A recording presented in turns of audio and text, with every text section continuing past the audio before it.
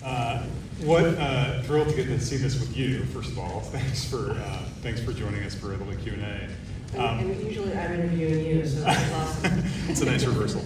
I gotta say, first off, there's something just about the ambition and there's something that you watch when you see this, and you look at as they get to that finish line.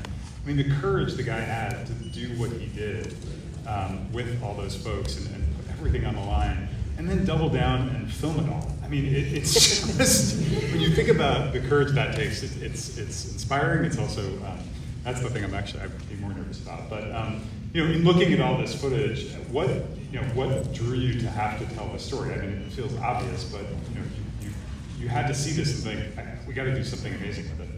Yeah, I mean, it's true, he did double down, and that was part of the reason to tell the story, is because he was, on the TV show every what was it? I don't know how many times he was on that TV show that year, but it was a lot. And, the fact that he could just be up there being a public speaker, and then when you cut to the real world in the dirt and things are happening and delays and everything, and it was like these two different worlds happening at the same time. I thought that was an interesting story in itself to parallel those. And then I think just to scour the archives, and we went to the Walt Disney Museum, we went to the Disney archives and television archives, and we just kind of looked everywhere for sound bites that would fit the narrative, that would actually build a story structure through it. And we tried to get voices that you haven't heard that often, people that you don't hear from that often, and really just try to bring heart and humanity to this whole story, and to Walt himself, and let them speak about him, and then let him speak about himself, and encounter some of the feelings that were out there about him, whether it be money or being dead or what have you. I mean, he took the risk of a lifetime. I mean, really, this was probably the most dangerous decision Walt Disney ever made. Absolutely. I mean, I love his notion toward the end of the film, he talks about money. Because I think there's something, that speaks to so much of who Walt was. It's not just something to be piled up and counted. It's you got to do something with it. I think obviously, this was his biggest gamble of doing something with it. I mean, today I was talking to the sales and marketing forum, and I was talking about how his first bankruptcy, it wasn't really bankruptcy, but his first financial failure was in partnership with my grandfather, Iwerks Disney Company, when they were in Kansas City. And it was a short-lived startup, but it was their first failure. And then the second one was Laughgrams, and that was his first official bankruptcy. And then, just kind of continued. He just kept risking every time, everywhere he went. He just kept starting something new, risking it, and this was definitely the biggest gamble. Absolutely. In thinking about, putting together a film that's largely based on archival material, how did you navigate that as a filmmaker? Because it at least gives you some balance, but it also, I'm sure, constricts areas of the storytelling as well. How did you approach that? So when we were looking at this footage, as I mentioned before, with the Imagineer Michael Hundgen, and I want to also give credit to Tony Baxter too, who really did pull this out from the archives way back, and also just has shown it around a little bit. But you've only seen it in these sort of low resolution reels and whatnot. And so when we got this, it was kind of new to us. It was in these binders, we didn't know what they were, and we could transfer them. And so we transferred them out, and when we started going through them, they were all just reels of different footage. It was like they were word prints or something. And so all these shots out of sequence and out of location. You didn't know what mound of dirt this was here and what time frame it was. And a lot of these things didn't have slates. So we really had to almost forensically match frame all the different shots and do the best we could to keep it in the right sequence. And we had this amazing great cast, Tony and Don Hahn and Tim O'Day and Tim O'Day, Tony Baxter, Joe Rivera, Pete Docker, and these great foreign images as well. So I knew I had to do some great cast. And then of course the archives. Becky Klein, Steve Benny's here, thank you, Steven.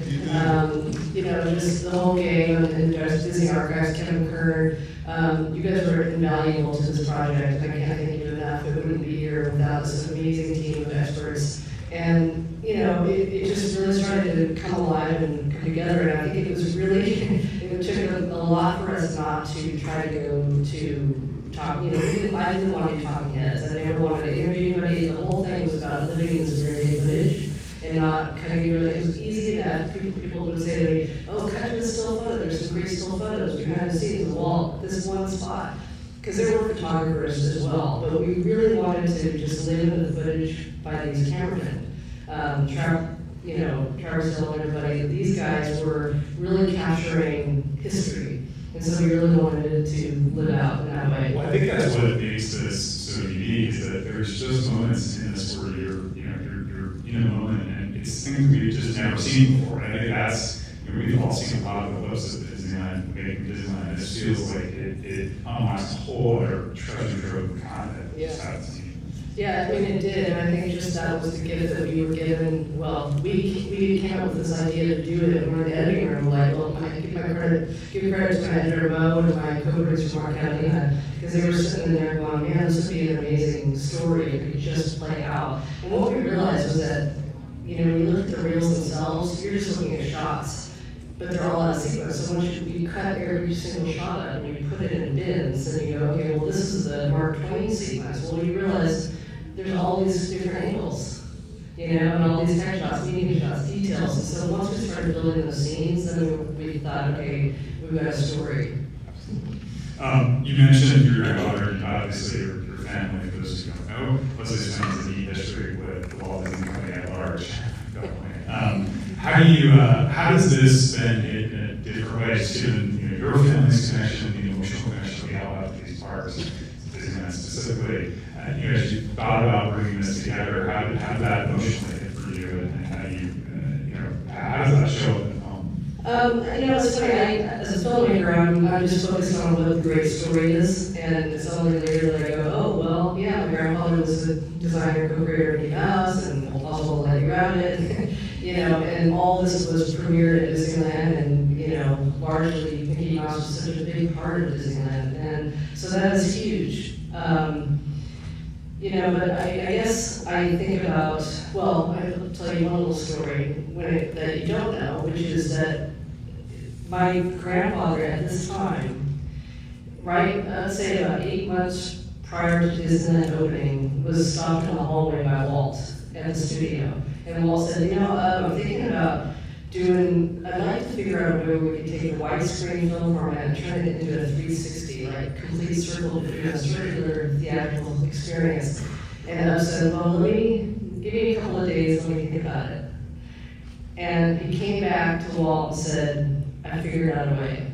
9 16mm cameras, all interlocked in the same drive, that can shoot the same sequence in 360. And Walt said, go do it. And so they literally had to build, in 8 months, design an entire 360 camera system, a projection theater, 360 projection theater, and make the movie. And so my dad was a camera technician on Tour of the West, which was the film that showed it, in the Circle Round Theater. That opened in Tomorrowland on opening day. So, when you think about every single other deadline that was going on behind the scenes, not just the construction, but all the media went into this and everything else went into this. Everyone was racing behind the scenes, but they were innovating like crazy. There was a moment in the film where Leslie Iwerks says, this is the part where Imagineer was just because of the schedules and the deadlines. So that's it. We talk about speed, a lot of the Imagineers, we're going to know that we're trying to move fast and break things sometimes, but you compare it to what they were doing back then, to your point, it was, wake in the morning and do. Bill talked, or Bob talked a lot about that. It's like we didn't have BMs or coordinators. We just got up and we knew what we had to do. It's fascinating to see the process.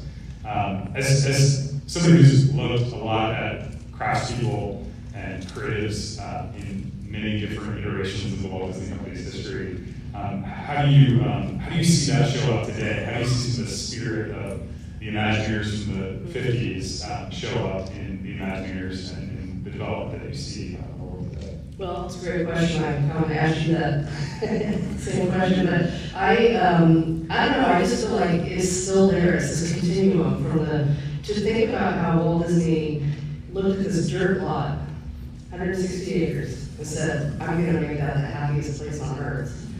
A dirt lot. Of all places in the world, that's going to be it. And then from there, it grew out there, and now it's 12 theme parks around the world. And it brings tears to my eyes when I travel around the world and I think about this one man's vision and how he led all these people to follow in line behind him, to galvanize and mobilize among, with a singular vision to bring about the happiest place on earth. And then we now, 12 parts later, 70 years later, it's like, what an amazing business plan. That really wasn't a business plan that much. As you saw, 10% of Disneyland was being built as they were starting. The plan. So to me, I think it was the DNA of all of this, and it was also the DNA of happiness. Because happiness was his business model. And I think that he really believed in his heart of heart that happiness is future-proof. And there's a continuum there, and that's what the Imagineers continue to do, and that's what the values that Walt instilled in the people that were working there at that time: hospitality, cleanliness, quality, detail, fun. Just don't skimp. And that's the thing that continues to this day is Imagineers and the cast members. You're treating people with the highest level of respect. The world looks at Disney as a benchmark for hospitality and happiness. And we need more of that right now, guys. We need a lot more of that. So to me, I think this is the takeaway, is that look what he did back then, and we can all continue to do it now. I think, you said the word DNA, I think that's one of the things that, because of that foundation that's built back then, that we can do anything. We can build a theme park on top of a dirt patch, a year. I think that continues to be so much of that what Imagineering operators do, but it started with that mentality that we saw so tenaciously executed in the film. We're going to open it up in a moment, so if you have a question, we've got some folks who have microphones, and we'll have folks ask those questions. But how does it feel to have it finally be out? You've been on a couple screenings. Yeah, it's been a while. Just your reaction tonight really meant a lot. I think we've just been punched over a computer for a long time and seeing it in our own little vortex. So it's amazing to have had the reception that we've had. We're just our own worst critics, so we're trying to make this the best it can be and live up to this footage. I look at myself, I'm just a messenger for these cameramen who I think wanted some filmmaker down the road to maybe find this footage on a dusty shelf and put it together the way they intended it. And we are, so it's pretty, that's what I'm proud of, is to be able to do that, to be the one that people use their footage and put it together. Thank you for doing that for all of us and for the world to get to see. Hi guys, how you doing? Sorry. Hi guys, how you doing? Good. Sorry, this is cool. Question for you. As someone who edits a lot of their content, one thing you've been talking about a lot is the audio, the visual. What's one scene that you find like personal enjoyment in? Because there's a lot of cool scenes. Like there's a lot of moments like, holy cow, like look what we're looking at. But like for you personally, is there like one that sticks out that you're like, that's sick? I like a lot of it, but there's weirdly the detail shots, like when they're sculpting the brick. I just love that shot. It's like so intimate and so real. And I swear when I walk down Main Street again, next time I'm at Disneyland, I'm just going to appreciate this brick so much more. But I love that the Tom Sawyer scene with pulling the boat. It's like they thought that was a good idea. It's just awesome. Yeah, this is a scene with, I think our safety and construction friendly. Really, like climbing on the beams in Tomorrowland, you could pay me to do that.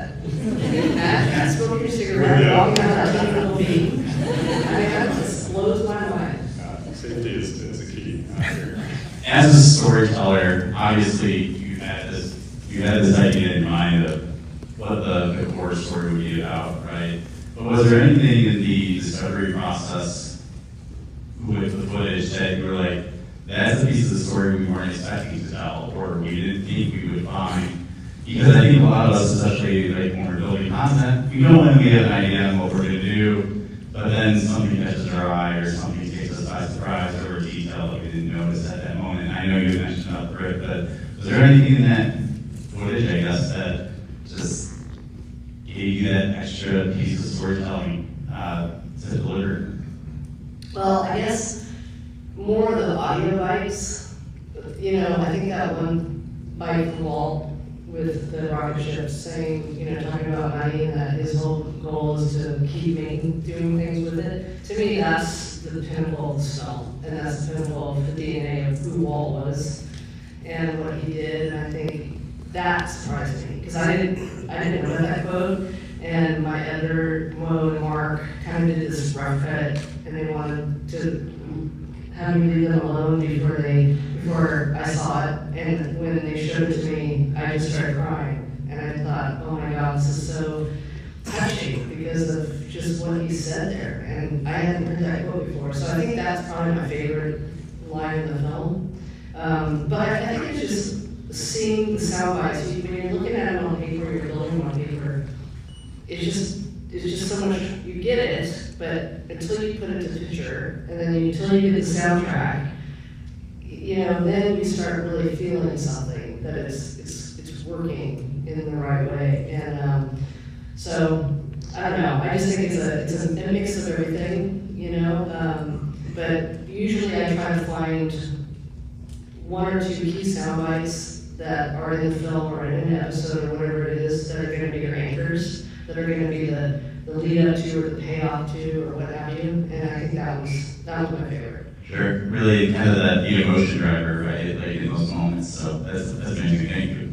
I think what's amazing about that moment, by the way, just to compliment what you were to do is, you know, you're hearing that quote, which is very much the thesis of the film, and you're watching a rocket ship go up vertical while cars are blazing down 5 freeway, and you gotta think of just the people who are driving seeing this rocket ship go up. I mean, it's just a wild, you know, the audacity again, the ambition. It's so well justified, isn't it?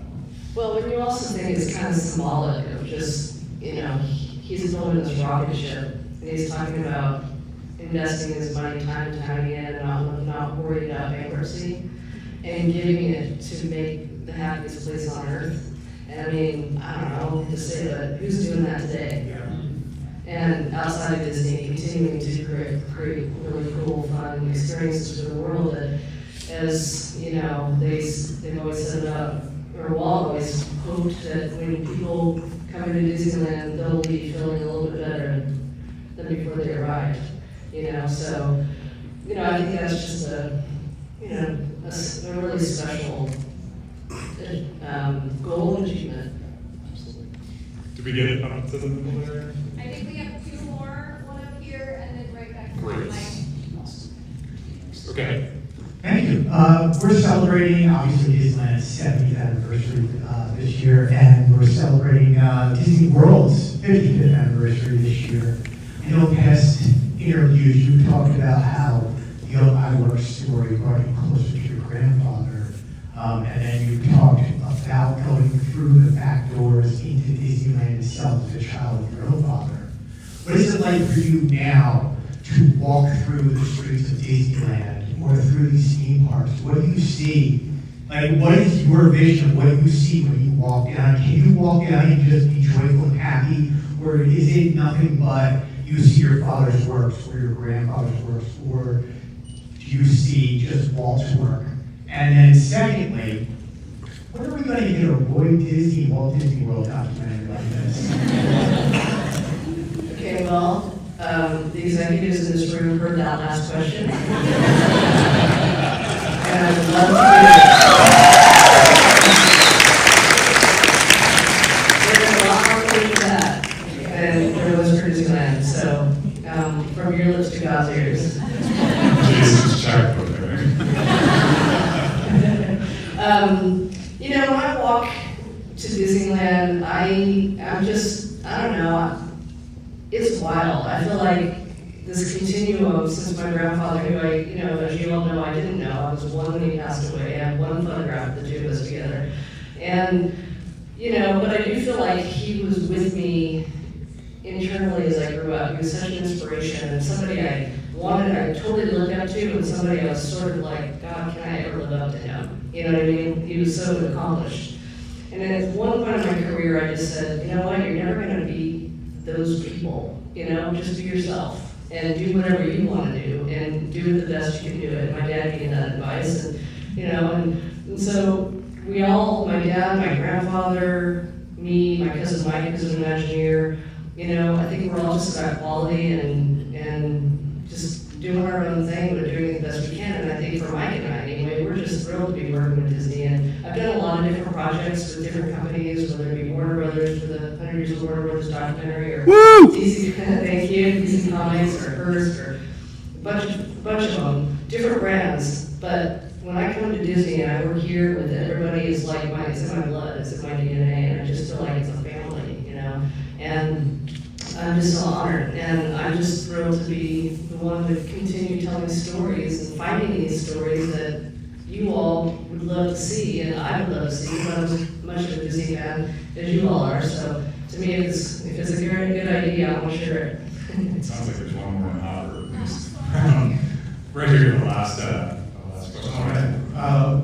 So this was a fantastic film, so thank you for creating this and all the hands that were a part of this. Disney has been such an important part of my story. I'm a former Disney cast member, former Walt Disney World ambassador, worked for the company for 12 years. And so Disney has really permeated, I think, everybody's life in here. Current cast members, former cast members, Disney lovers, Disney fans. And we've talked a lot about your family's legacy, you know, of your dad. But I'd like to hear from you, what do you want your legacy to be? You know, as we heard Walt Disney say, you know, it's not about the money, it's about the smiles that they leave. As long as we've done that, we've done our job. What do you feel that your job is as you go forward? Ooh, that's a good question. I think that I just love telling stories, and I feel like I love stories that need to be told.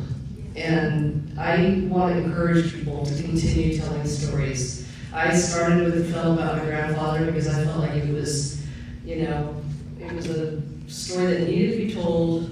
I worked up the courage to go to Roy D. Disney and get the funding, and the Disney company funded it and allowed me to tell us version of the creation of Mickey Mouse, and that had never been done before. So I think, you know, it's given me courage. That really felt like 1999 gave me a lot of courage, and then that led to the Pixar story with Steve Jobs and John Lasseter, Ed Catmull saying, "Tell our story," and then it was George Lucas, and, you know, Mr. Latin saying, "Tell our story," and it was Hearst, "Tell our story." So I mean, I think in Warner Brothers, and so I think there's something fun for me to about distilling these massive, you know, titans and leaders and innovators, and distilling it down into the why and the how, and what is it all about, and where's the heart in what they were doing, and what was the influence on what they did. And so I want to continue making films. I'm working hard to segue into live action with a couple of projects I'm writing now. But I will continue to do documentaries and other projects that I hope will continue to tell stories that have never been told.